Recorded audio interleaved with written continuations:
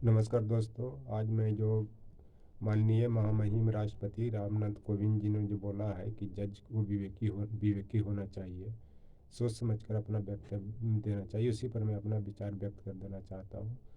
सबसे पहले तो मैं बता देना चाहता हूँ कि भारतीय संविधान के धारा 79 में संसद के 3 अंग बताए गए हैं: राष्ट्रपति, विधायिका, कार्यपालिका। जब ये तीनों में कोऑर्डिनेशन नहीं बन पाता है या फिर एक दूसरे संस्था किसी को रेस्पेक्ट नहीं करते हैं, तब भी न्यायपालिका सक्रिय होते हैं और जज अपना कुछ स्टेटमेंट देते हैं।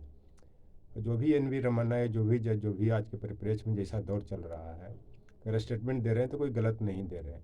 कारण कि आपको पता होगा कि क्या देश की स्थिति है, नहीं है। कृषि बिल को जो पिछले साल जो पारित किया गया, बिना चर्चा के, बिना संसद के स्थायी समिति को भेजे हुए पास कर दिया गया। उस पर राष्ट्रपति जी ने अपना साइन भी कर दिया, कुछ पूछे भी नहीं। तो इतना बड़ा आंदोलन शुरू हुआ।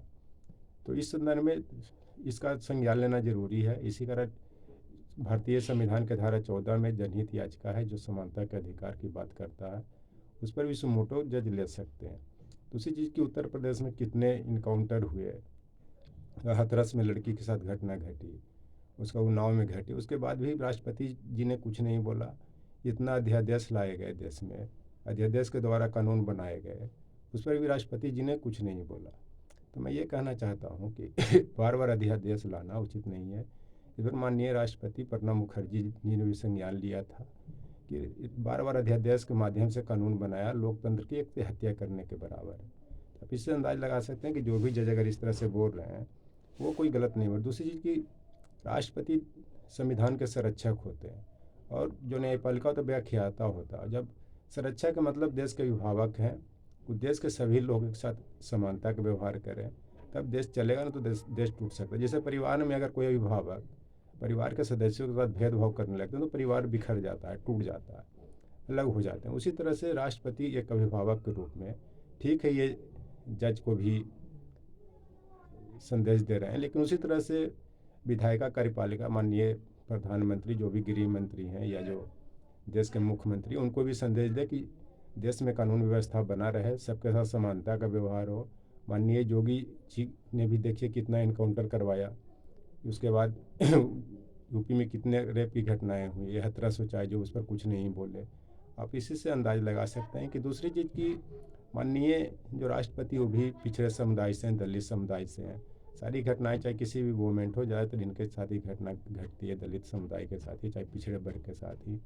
उस पर ये कुछ स्टेटमेंट नहीं देते हैं। इस चलते इस पर स्टेटमेंट देने की ज़रूरत है कि देश में ताकि ठीक हो और बिना किसी बाधा विघ्न के संविधान के तहत देश चले। हर चीज़ पर एक रूल रेगुलेशन हो, हर लोग सुरक्षित महसूस करें, संविधान भी बना रहे। इस चलते इसके कहने का मतलब मेरा ये है कि हर कोई को यहाँ पे सुरक्षा मिलनी चाहिए, विचार व्यक्ति की स्वतंत्रता मिलनी चाहिए। आप देखिए कि दिल्ली में ही पिछले वर्ष 2020 फरवरी मार्च में कंटिन्यू कई दिन तक दंगा होते रहे, उस पर भी माननीय राष्ट्रपति का कोई स्टेटमेंट नहीं आया। ये अच्छी बात है कि ये सब सरकार से बंधे होते हैं, मंत्रिपरिषद जो कहता है वो करते हैं, लेकिन फिर भी मान लिया कोई अच्छा काम कर रहा है, चाहे जज बोल रहे हैं, देश के कोई भी लोग बोल रहे हैं, तो उनको कम से कम उनको प्रोत्साहित करना चाहिए, इस पर इंडिकेशन देना चाहिए कि आप लोग ऐसा क्यों काम करते हैं, तो इस तरह के समस्याएं देश में पैदा होती है। अब एक राम की शक्ति पूजा में निराला ने भी एक कविता की 2 पंक्तियां कहा था: रावण अशुद्ध होकर यदि कर सका त्रस्त, तो निश्चय तुम हो सिद्ध करोगे उसे ध्वस्त। मेरा कहने का मतलब कि जो भी अशुद्ध का मतलब कि जो गलत तरीके से या बेमन से या तानाशाही से देश में इस तरह की जो समस्याएं क्रिएट कर रही हैं, बढ़ा रही हैं, उसका जवाब जो भी न्यायपालिका, ये सूद हैं, क्योंकि कानून के व्याख्याता हैं, कानून के मार्फत से बोलते हैं, बोलने का राइट भी है। और जब व्याख्याता ही नहीं कुछ बोलेंगे तो फिर देश की जनता में विश्वास कैसे होगा। कितने लोग को सीबीआई, ईडी, एनआई लगा करके जेल में डाला गया, देशद्रोह का केस लगाया गया।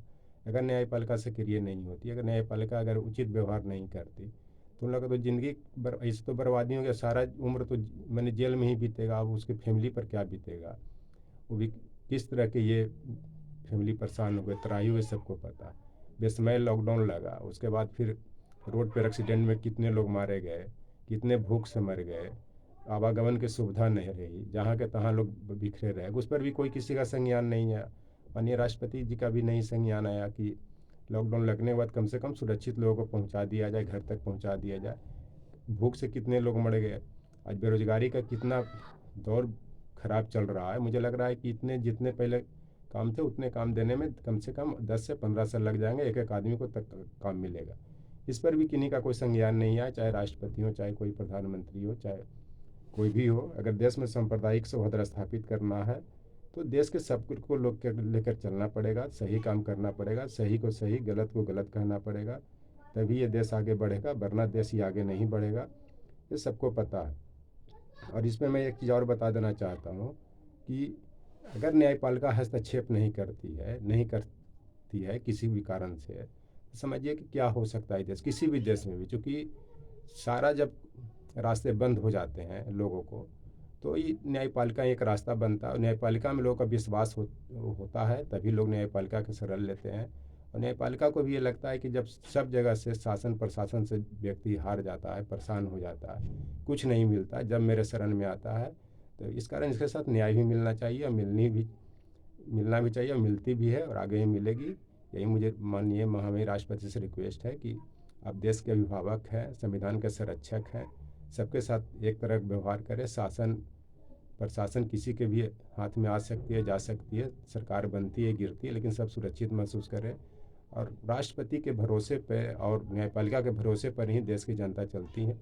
कारण कि किसी को अगर मृत्यु दंड मिल जाती है, तो अंतर राष्ट्रपति के शरण में जाने पर ही उनको लगता है कि मैं सही हूँ, मैं गलत नहीं हूँ, तो उनको मृत्यु दंड से बचाया जाता है, क्योंकि राष्ट्रपति पर ही उन्हें पर विश्वास होता है। क्योंकि लास्ट स्टेज मृत्यु दंड को माफ़ करने का राष्ट्रपति का ही होता है। इस कारण माननीय राष्ट्रपति जी सबको देखते हुए सबको सुरक्षित महसूस करें, अपना ऐसा बयान दें, निष्पक्ष होकर के दें कि सब सुरक्षित हो, सब लोग उनको साथ दें। यही मुझे करना है। Thank you.